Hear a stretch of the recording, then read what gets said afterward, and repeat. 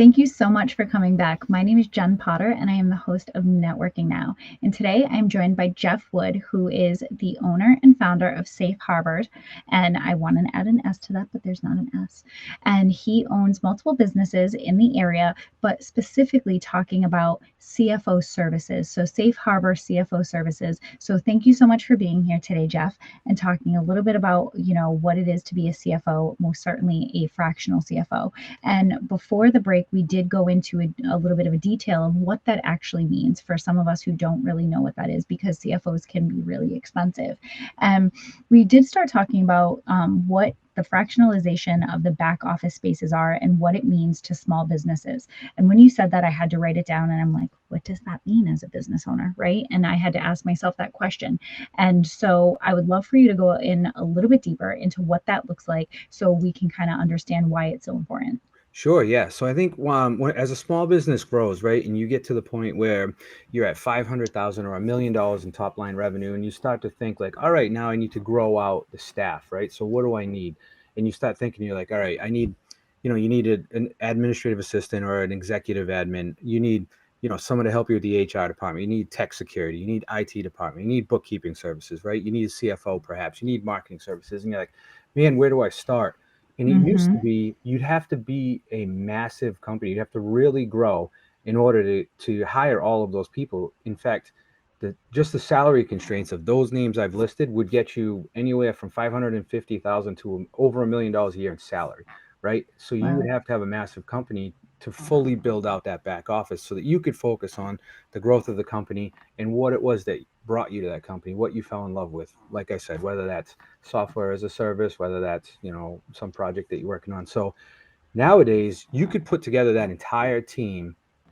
Like I said, you can bring in an admin assistant, you can bring in a full HR department, you can bring in a fractional CFO, which I highly recommend, obviously, tech security, IT department, and you could bring them all in for fractional positions or part-time positions, so they're not going to work 40 hours for you, but they can do it as your business is growing for $100,000 or $150,000 a year, which is what it would have cost you for one of them prior. So you represent the operations. You're the head of the operations, whether you're the CEO or the business owner. You have people working under you that are handling the operations that either you're managing or you have managers that are managing. And now you can build out that entire suite of back office, from answering the phones to making sure that the computer's up and running, to making sure all the bookkeeping is being taken care of, and that you're thinking forward with finances, and somebody's out there marketing for you, and the payroll's all set and benefits are all set. All that can be handled, and you can now really focus on getting that business from $1 or $2 million to $7 or $8 million in top line revenue, which is where we really start to see these guys explode in growth when they can stop taking 4 or 5 or 6 hours a week, sending out invoices or answering phone calls, or all these tasks that, or their books go from something that their wife or their secretary is handling for them to a professional bookkeeper. Right. And as you said before, I would say, as a CFO who does not offer bookkeeping services, bookkeeping is probably one of the most important back office services. And if you're a small business owner and you haven't found a fractional bookkeeper for you, if that's all you can afford, then you probably should be doing that almost right away. And I think that, I mean, that's fantastic advice because, I said it to you before, right? For me, I was an analyst. And so the number thing was easy for me. I'm like, I can totally do this. I was a bookkeeper for a little bit. And I'm like, I can totally do this for my own business. And it's great when your business is small and you're slowly growing. But the second you hit the ground running, now you're falling behind because there are tasks that you just don't have time to do in the course of a day. And you start falling behind further and further. And I mean, I wish fractional bookkeepers were more of a thing even 5 years ago. And so the fact that that exists is amazing. And I know plenty of people who do it now, and I think it's fantastic because it allows them to service multiple people. It allows them to have a business that also grows, so it doesn't leave them in one place, which I think is really awesome. So I think it's so imperative to have these fractional positions available these days, especially in small business. So I love the fact that that's what's being done. So I appreciate you for that. And you know, speaking of the services and, tying it back into why we do what we do, right? And how we get out there and how do we get referrals and all of those things. And I can imagine as a fractional CFO, and this something that's being, I would like to think it's relatively new to a lot of business owners, because, if I was fresh in business, I wouldn't even know that that's a thing, right? Right. I would have no idea unless I took some type of business course or accelerator or something like that. And thankfully I did. So I know a little bit more. But even so, when you're networking, um, I want to talk a little bit about the value of networking. That's something that we talked about. We'll dive into deeper, like the different types of networking and stuff like that later. But the value of networking, and you said something off the air before, and we were talking about it's not just about the leads. There's so much more to it. So I'd love for you to go a little bit more in detail about that as well, of what that looks like and what do you mean by there's more than just that connection. Sure, yeah. I think if you're going to a networking event or you're in a networking virtual event and you're there and you think the goal is for you to increase your sales or for you to get your business card out 5 or 6 or 7 times, then you're missing a large opportunity for you to grow as a business and for you to learn new things. I think everything as simple as if you just sit and have a conversation with another business owner and talk about your tech stack versus their tech stack. How do they communicate with their employees versus how do you communicate with your employees? What do your team building things look like compared to theirs? Is there a local place that people have been for some networking event or team building event? Can you do a team building event with their company? So now you're not only just networking, you're bringing two companies that have some synergy together and allowing their employees to be together. So I think there's a lot of opportunity for you to really grow your knowledge base as a business owner. If you come in with obviously a little bit of humility, but also with the idea that, that you're not just there to sell and to hand out business cards. You're there to learn as much as you can while you're there. And I think that's huge. And it's probably one of Oh yeah. the more under spoken things about networking in general. Yeah, I agree with that. And I feel like value is so important when it comes to networking, and networking is so different with how it is now than how it was. And there's so many different types of networking groups that are out there.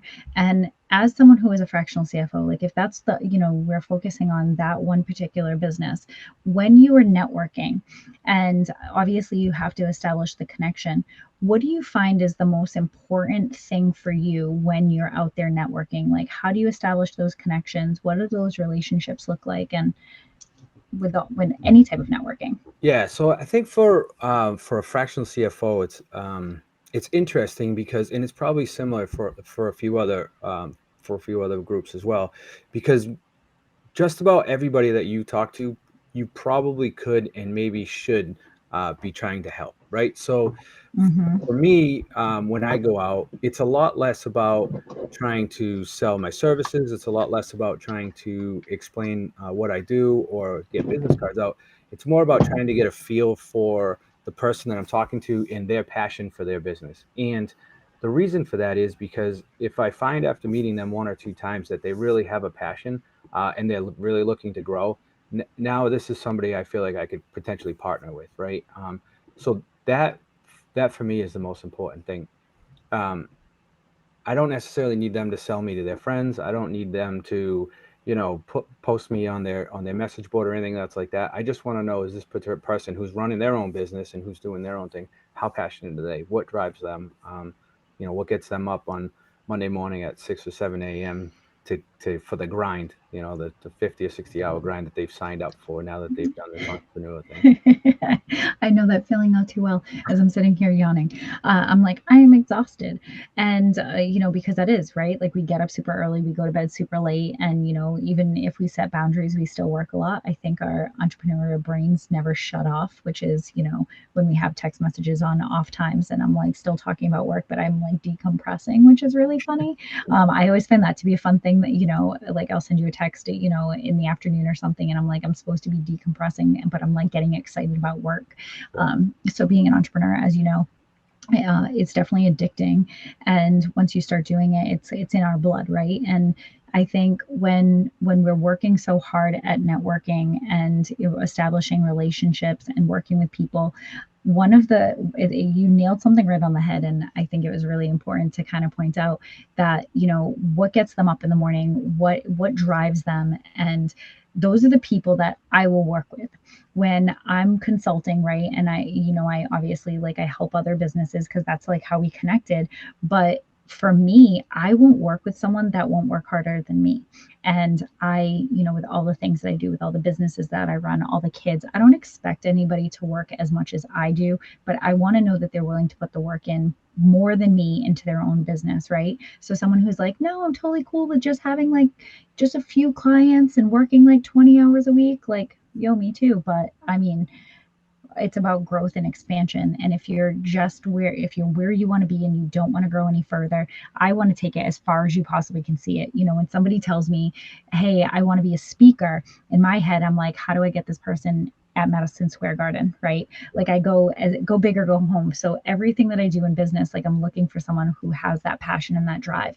And I think when we partner with people like that, they're the ones that fuel our fire, right? They're the ones that are like, ooh, we have a new business idea, or ooh, we have a new connection. And when we start connecting with other people who do similar things, I feel like it really helps continuing to grow and establish those relationships. And I find that it's so imperative to have. And when we're networking, there's all different types of networking. And for someone in your shoes, right, you have the option of both in person and online. So Sure. what type of networking do you typically do when you are networking out there in the community? Yeah. So I prefer in-person networking. I do. I feel like you get a better read on people when you're in person.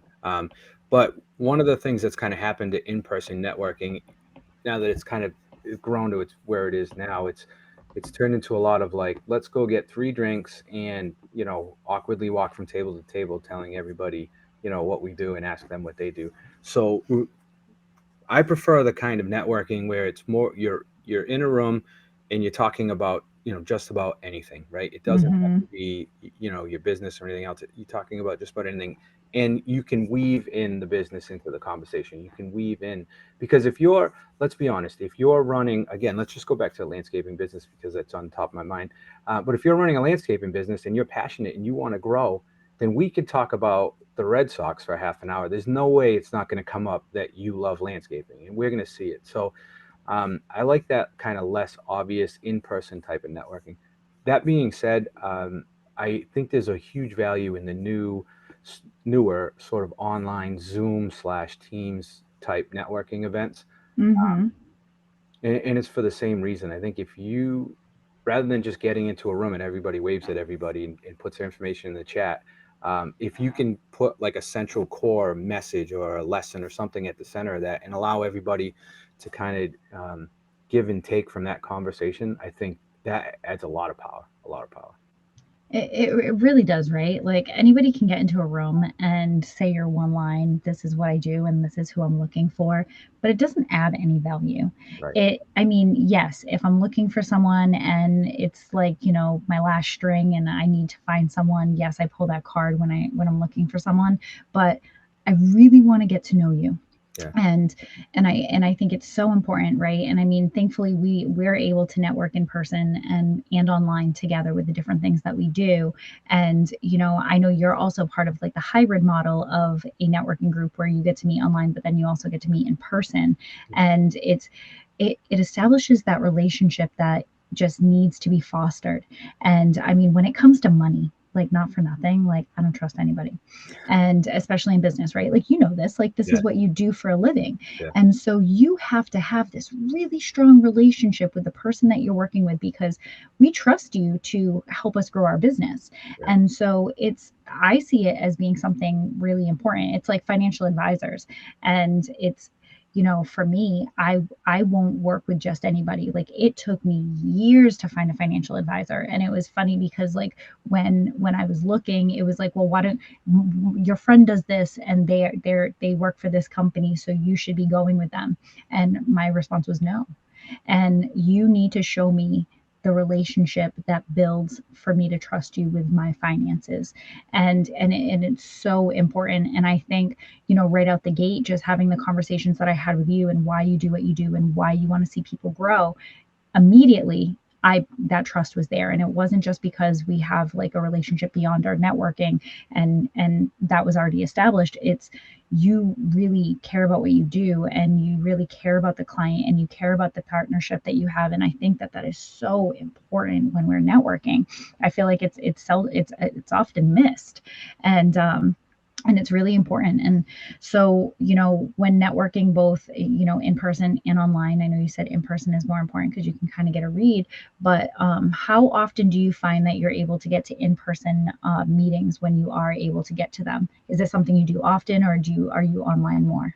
Yeah, so like you said, I have quite a few little projects that I'm working on, that I'm the founder of at this point. I have a great team that works with me, so I have time, but it basically has to be scheduled pretty far in advance. So anything that I can, and I do have a lot of travel that comes with that. So um, if every every opportunity that comes up that I can fit on the schedule, I'll take. But I also find myself finding other opportunities to do the same thing. So if I'm on, the board for, say, a little league, or for a sports rec group here in town, then after that little league meeting or after that board meeting, I'm chatting with those guys, and I'm not selling myself. It's not about that at all. But it's more about um, just being aware of what it is they're into and what they may need, and so I could recommend people to them, and learning from them, and how they run their businesses, things like that. So I find other ways to kind of create in-person networking events, probably where they're not. So and I wanted to go back to something you said earlier about trust, because I think there's some trust that's kind of overthought when it comes to fractional CFO work. And the truth is, it's not just you trust, that these projections are right, or you trust that I'm telling you this is a large enough cash reservoir for you to get through the winter and not have to lay off your guys. Those are all big items, but you're also trusting that I'm not going and telling, the guy across the road, what it is that are your hardships, or what it is that your fears, or what it is that, and I'm not out, quite frankly, celebrating your successes either. That our conversations are confidential, and that that's your place to have those conversations with anybody if you choose to. And if you don't, that's fine too. So there's a lot of trust really in your ability to keep the advice, and kind of the business itself, out of my conversations, outside of me and whoever that is. So, and I think that's huge, and I think that um, that's probably one of the harder things to gain from other people, is that trust. And I love that. And it's hard to gain, but if you can gain that trust, it establishes a completely new relationship. Yeah. And I love that. And we talked about so much in this segment, and it was amazing. And I can't believe we're already more than halfway done. But right now we're going to cut to break. And I am Jen Potter, and I am the host of Networking Now, and we'll be right back.